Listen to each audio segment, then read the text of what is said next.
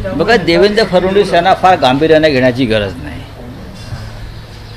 ज्या पद्धतीनं पेशव्यांचं राज्य चालू होतं शेवटच्या काळात पुण्यात, त्या पद्धतीनं सध्या फडणवीस किंवा त्यांचे लोक काम करतात. अनागोंदी, अराजक, लूटमार, हे सगळे घाशीराम कोतवाल आहेत. या तीन घाशीराम कोतवालांच्या हातामध्ये महाराष्ट्र आहे. आणि घाशीराम कोतवालाचा इतिहास काय हे महाराष्ट्राला आम्ही आता लवकरच सांगू. अक्षरशः लूटमार, खोटारडेपणा, अराजक असा तो काळ होता पेशव्यांचा आणि घाशीराम कोतवालांचा. महाराष्ट्रामध्ये हे असे कोण लागून गेले की ह्यांच्या योजना म्हणजे महान योजना आणि आम्ही बंद करू, का महाराष्ट्रावरती आम्ही राज्य केलं नाही का? या महाराष्ट्राला शिवसेनेनं 3 मुख्यमंत्री दिले आणि 70 वर्षापेक्षा जास्त काळ या राज्यामध्ये अनेक मुख्यमंत्री होऊन गेले. यशवंतराव चव्हाणांपासून या महाराष्ट्राला फार मोठी परंपरा आहे. हे फडणवीसांना माहीत नसेल तर त्यांनी या राज्याचा, महाराष्ट्राचं महाभारत समजून घ्यावं. या महाराष्ट्रात ही योजना बंद, ती योजना बंद, हे जे सुडाचं राजकारण आहे तेच फडणवीसांनी सुरू केलेलं आहे आणि आम्ही त्याच्यामध्ये नाही. आम्ही त्या पद्धतीचे राज्यकर्ते नाही. त्यांना भीती का वाटते की आमचं राज्य जाईल? ही त्यांची भीती आहे. आम्ही हारतो आहोत म्हणून ते लोकांना धमक्या देत आहेत देवेंद्र फडणवीसजी. बाकी इतर 2 त्यांचे जे पार्टनर आहेत त्यांच्याविषयी काय बोलण्यात अर्थ नाही. पण देवेंद्र फडणवीस हे पडद्यामागून जे करतायत कपट कारस्थानं, आणि महाराष्ट्र ते उडाडोळ्याने पाहतो आहे. चांगल्या योजना कधीही बंद केल्या जात नाहीत. अशा प्रकारची मानसिकता कोणत्याही चांगल्या सरकारची नसते, चांगल्या राज्यकर्त्याची नसते. नरेंद्र मोदी यांनी सुद्धा काँग्रेसच्याच योजनांची नावं बदलून चालवलेल्या आहेत. नरेंद्र मोदींनी नवीन काही केलेलं नाही. काँग्रेसच्या ज्या योजना होत्या वर्षांवर्षाच्या, गरिबांच्या बाबतीत, संरक्षणाच्या बाबतीत, सामाजिक न्यायाच्या बाबतीत, या सगळ्या योजना त्यांनी फक्त नावं बदलली संस्थांची, योजनांची, इमारतींची, आणि त्या चालू केल्या. योजना त्याच आहेत. त्याच्यामुळे देवेंद्र फडणवीस यांची झोप उडालेली आहे. त्यांचं सरकार जाणार आहे. यामुळे जलशिवार योजना वगैरे सोडून द्यावं, त्यांना का उल्लेख करायला झाला आहे? देवेंद्रजींनी आता आपला गाशा गोंधळाला सुरुवात करावी. महाराष्ट्र या राज्याची जनता त्यांच्यावरती कोणत्याही प्रकारे विश्वास ठेवायला तयार नाही. ज्या प्रकारचं दळभद्री आणि घाणेरडं डर्टी पॉलिटिक्स, घाणेरडं राजकारण या महाराष्ट्रात त्यांनी सुरू केलं, त्याचा अंत आता जवळ आलेला आहे. एवढंच मी सांगतो. त्याचा अंत आता जवळ आहे. मोदी आणि शहांचं बहुमत गमावलं ते महाराष्ट्रामध्ये, लक्षात घ्या. तो महाराष्ट्र तुम्हाला सत्ता देईल का? अजिबात देणार नाही. आणि काय आहे संभाजीनगर नाशिक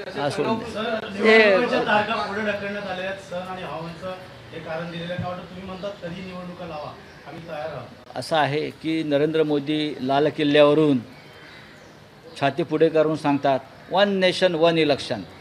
काय 1 नेशन 1 इलेक्शन? ते 4 राज्यातल्या निवडणुका एकत्र घेऊ शकत नाहीत. झारखंड, हरियाणा, जम्मू काश्मीर, महाराष्ट्र ही फक्त 4 राज्याच्या निवडणुका जे सरकार एकत्र घेऊ शकत नाही. ते 1 नेशन 1 इलेक्शनच्या वल्गना करत आहे. खोटारडे कुठले? लोकांना मूर्ख बनवत आहे. महाराष्ट्रात तुम्हाला हरण्याची भीती आहे, झारखंड तुम्हाला हरण्याची भीती आहे, म्हणून तुम्हाला जास्त वेळ हवा आहे, म्हणून तुम्ही या 2 राज्यातल्या निवडणुका घ्यायला तयार नाही. तुम्हाला ते काय तुमची लाडकी बहीण योजनेचा अजून एक हप्ता महिलांना द्यायचा आहे लाच म्हणून तुम्ही इलेक्शन घेत नाही आहे. नाही तर घ्या ना वेळेत इलेक्शन एकत्र. तुम्ही 1 नेशन 1 इलेक्शन म्हणताय ना, सुरुवात करा. या 4 राज्यांच्या निवडणुका घ्या, करा मागणी देवेंद्र फडणवीसांनी. मोदी खोटं बोलतात लाल किल्ल्यावरून खोटं बोलणारा प्रधानमंत्री. One nation one election. महाराष्ट्राची इलेक्शन तुम्ही घेऊ शकत नाही, झारखंडची घेऊ शकत नाही, 4 राज्यांच्या निवडणुका एकत्र घेऊ शकत नाही आणि मोठे आलेत वन नेशन वन इलेक्शन करायला. सोडून द्यावं. टर्निंग पॉइंट ठरणार आहे का? काय? लाडकी बहीण योजना ही अजिबात नाही, अजिबात नाही. कदाचित तो यू टर्न ठरवेल त्यांच्यासाठी. टर्निंग पॉईंट वगैरे काय नाही. अशा खूप योजना महाराष्ट्र सरकारने राबवलेल्या आहेत. ती काय नवीन योजना नाही, त्यांनी काय फार मोठी नवीन क्रांती केलेली नाही. महिलांसाठी अशा अनेक योजना यापूर्वी आलेल्या आहेत आणि 1,500 रुपये का खिशातले देत नाहीत फडणवीस, अजित पवार आणि मिंदे. लोकांच्या घरातलाच पैसा आहे ना. या योजनेचा लाभ घेतला पाहिजे महिलांनी. आमचं सरकार आहे तेव्हा 1500चे आम्ही 3,000 करू, आमचा शब्द आहे. कालच्या मेळाव्यानंतर उद्धव ठाकरे यांच्या भाषणानंतर शिक्षण असं बोलताय की मशाल हातात घेण्या इतका यांच्यात दम नाही, मशाल माकडाच्या हाती, असं त्यांनी टीका देखील केली आहे. कोणाविषयी प्रश्न विचारत आहे? फालतू माणूस आहे तो. ज्याला उद्धव ठाकरे साहेबांनी खासदार केलं बरं का, त्याची सर्टिफिकेट तपासा डॉक्टरकीची, मग कळेल तुम्हाला. सर, सर्वे आलेला त्याच्यामध्ये महायुतीला बरोबर लाडकी बहीण योजना आहे, त्याच्यामुळे सदस्यांचा आढावा जर घेतला तर हा जो धनुष्यबाण त्यांच्या हातात आहे ना चोरलेला, तो लोकसभेत त्यांच्या छातीवर पडलेला आहे बरं का. हां, रावण जेव्हा धनुष्यबाण उचलतो तेव्हा त्याच्या छातीवर पडला आहे. ही रावणाची अवलाद आहे. महाराष्ट्र का जो चुनाव है वो आगे ढकलने की बात हुई है. बात हुई नहीं, आगे चुनाव ढकल दिया. झारखंड का और महाराष्ट्र का हिम्मत नहीं है, हारने वाले हैं महाराष्ट्र, बड़ा स्टेट. ये हमारे प्रधानमंत्री जी 15 अगस्त को लाल किले से वन नेशन वन इलेक्शन की बात करते थे. वन नेशन वन इलेक्शन, 4 राज्यों का इलेक्शन एक साथ नहीं ले सकते ये लोग. कारण देते हैं, बहाने करते हैं. त्योहार है, हवा ठीक नहीं है, बारिश है. हाँ, आप 4 राज्यों महाराष्ट्र और झारखंड, हरियाणा और जम्मू कश्मीर, 4 राज्यों के इलेक्शन आप एक साथ नहीं ले सकते और आप देश में वन नेशन वन इलेक्शन की बात करते हो. ये आपकी ताकत है. झूठ बोलते हो आप लाल किले से. सर, कल मेला था, उद्धव ठाकरे ने कहा कि पहले मुख्यमंत्री का चेहरा डिसाइड होगा, उसके बाद कैंपेन होगी. तो आपके विरोधी जो है वो कह रहे हैं कि अब इस तरह. हमारा कोई विरोधी नहीं है. ये उद्धव ठाकरे साहब की एक राय है कि एक चेहरा हम सामने लेकर जाएंगे, कोई भी हो.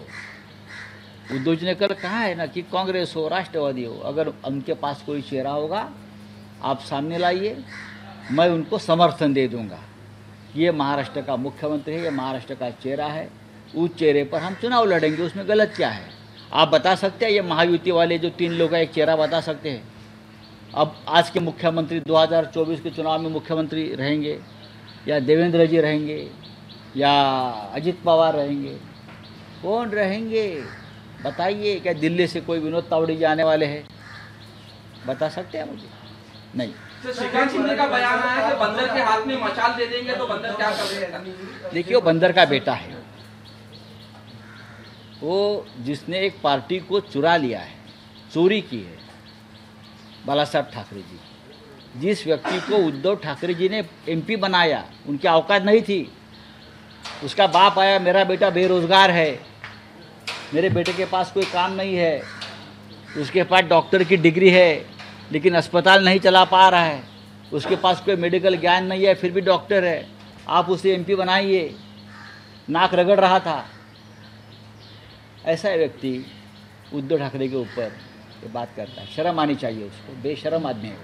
सर, 2 प्रश्न. एक तर उद्धव ठाकरेंनी काल सगळ्यांसमोर जाहीर केलं की मुख्यमंत्री चेहरा जाहीर सगळ्यांसमोर नाही, महाविकास आघाडीच्या अधिकृत मेळाव्यात.